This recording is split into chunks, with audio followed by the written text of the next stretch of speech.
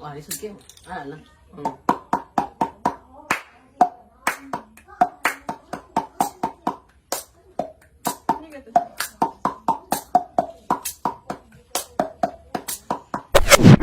DJ knows.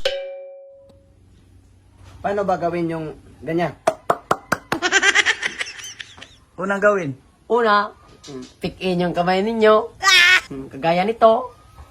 Tapos, Katapos, ganito, ang kamay ninyo. Tapos, itong kamay ninyo, hindi nyo ganang butas. Di dapat merong butas. Dapat walang butas para yung kanyang tunog hindi umiiba. Ito, example ko sa inyo.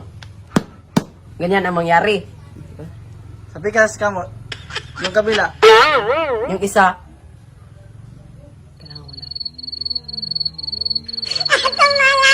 walang butas. Oh.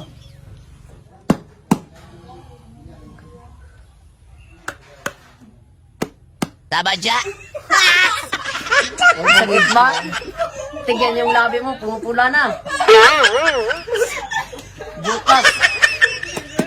Para yan si Charo ng labi mo. Kailangan walang butas. Gaya ng sinabi niya.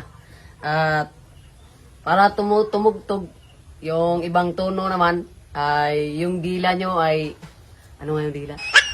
Dila. Yung dila. Dapat nakapiko. Nakapiko yung dila nyo at kung yung ba yung yung dila nyo, yung pa-straight nito, lumalalim yung tunog. Na- Pag ganyan yung dila nyo, Oh. kapag may iba yung... Sample.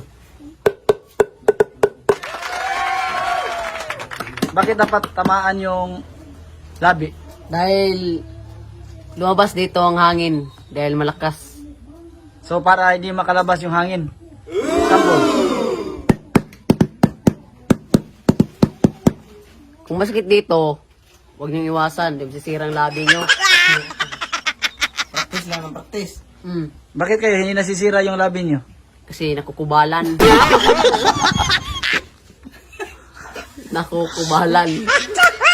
Yung labi namin, mag-practice kami. Kayo mga bata, huwag niyong gayahin ito. Kasama ito sa kabuhayan nyo. Ayaw ko ano oy. Paano ba gawin yung doremi?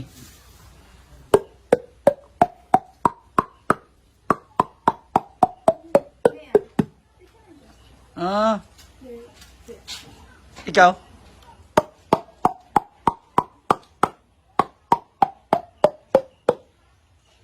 Ikaw? Tabadya. Diba, hindi nagkakaiba yung tono. Bakit? Anong mali doon? Maraming buta. Kamay. Nakita ko sa mga mata ko. So, at yung labi nyo, tignan nyo, kumupula na.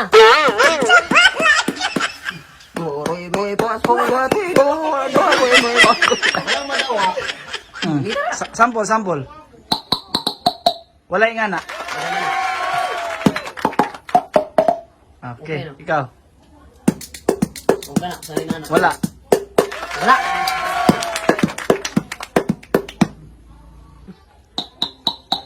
Wah, lisod kayo. Ah, lang.